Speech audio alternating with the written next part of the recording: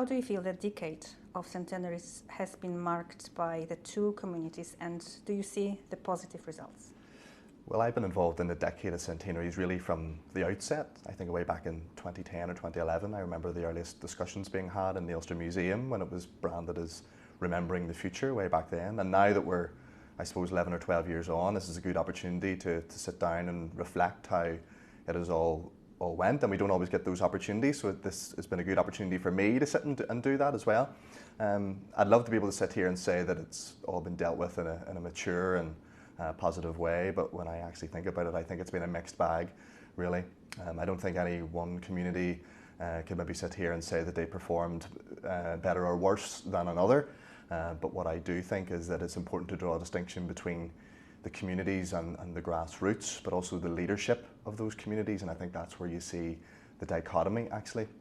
I think on the whole, the communities and the grassroots, my experience of it certainly, is that they've been open-minded and willing to engage, and you know, the real fear was at the beginning that there was going to be a lot of triumphalism and big parades and flag waving and stuff, and we did see some of that, of course.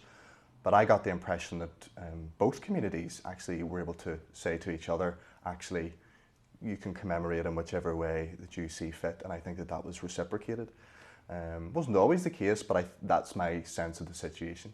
At leadership level, I think is where we saw some more problems. Obviously, they have different things that they need to be cognizant of, because in some cases they're political leaders, they have electoral bases to consider, they have elections to consider. And so some of the more negative moments have actually come from the leadership of these communities. So when you think about Michael D. Higgins, for example, and his refusal to attend the event at Armagh more recently, his explanation was one thing, but it didn't go down well. You know, we also have had you know, Sinn Féin and their refusal to engage with the partition discussions, the SDLP even refusing to engage with partition discussions more recently. The DUP, whenever Arlene Foster was First Minister, and even back to Peter Robinson when they refused to engage with Easter Rising commemorations. So my sense of it is that, in actual fact, it has been a mixed bag across the 11 or 12 years of the decade, the so-called decade, but I think the grassroots have performed better than their respective leaders. How do you hope to reach new audiences and engage younger people with these events? I think that's the million-dollar question, really, for anybody who organises any sorts of events or has any sort of audience. You're always trying to reach new audiences, you're always trying to reach younger people, no matter what it is.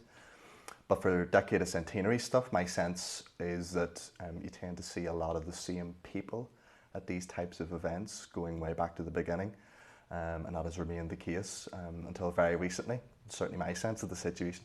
And what that tells me is that outside that core of people who are really interested in these events and really interested in commemorative activity, outside of that, I think wider society maybe just isn't as interested as what we think sometimes they are, and sometimes we make these things out to be more important and more contentious sometimes than what they actually are. I think if you stop most people on the street and ask them about commemorations surrounding the Easter Rising or the Ulster Covenant or partition, the vast majority of people probably aren't that interested. And I suppose the challenge then is, how do we interest them? You know, not everybody's going to be interested in history, not everybody's going to be interested in commemorative activity in the same way as I'm not going to be interested in watching fly fishing or something on Sky Sports. It's just not my thing, and it's fair enough that not everybody's going to be interested in those things. And so you're looking for hooks then, I think. You're looking for hooks that will show people that actually these things are relevant to your life. You know, young people are a good example of that. Notoriously difficult to engage with young people, especially in this day and age, in the digital era, where they seem to be obsessed with tablets and obsessed with TikTok and podcasts and Instagram and stuff. They are less likely to pick up a book or less likely to attend a museum or attend a library and maybe engage with some of these events. But you can flip those negatives, I think, and turn them into positive hooks, I suppose. So, you know, can some of this Decade of Centenaries work be done on TikTok? I don't know if it has up to now, probably not, but it could be, and that could be one way of engaging with young people. I myself host a history podcast. It wasn't with the intention of engaging young people, but that has certainly been one of the outcomes, is that young people are probably more likely to engage with some of this some of these historical stories via a podcast than lifting up a book and reading it. So I think hooks are really key, and trying to turn those, what we perceive as negatives and barriers to engaging people, trying to turn those into positives actually, and show people that actually these things are relevant to their lives. With the history so contentious, what strategies can be employed to present it honestly and successfully?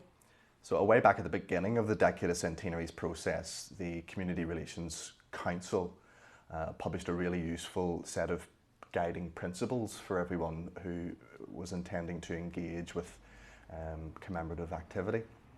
And number one on that list of principles was that we should all begin from the historical facts. And although that principle, I think it's problematic for some people, but it's not unreasonable to suggest that we should all, when thinking about these things, be starting from the historical facts. I think what that principle does is it encourages people to try and gain some measure of consensus on what actually happened first and foremost. I think the facts are often clear, you know, the timelines are there. I don't think it's unreasonable to suggest that we should all be able to agree on what actually happened. You know, we're entitled to our own opinions on these things, but we're not entitled to our own facts on these things. So I think that's a good starting point.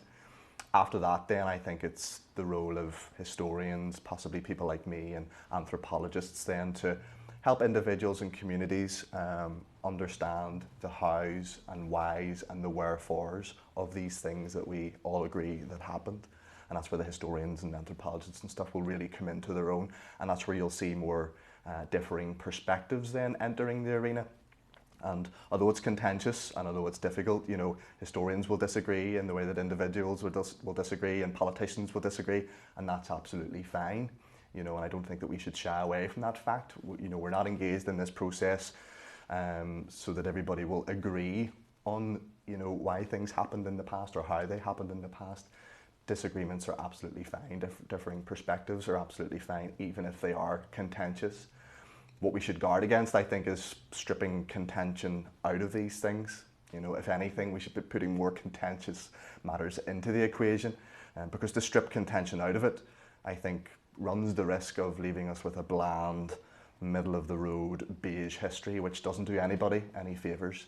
You know, these things were contentious 100 years ago, they were difficult 100 years ago, and they're difficult now, and that's not unreasonable to suggest.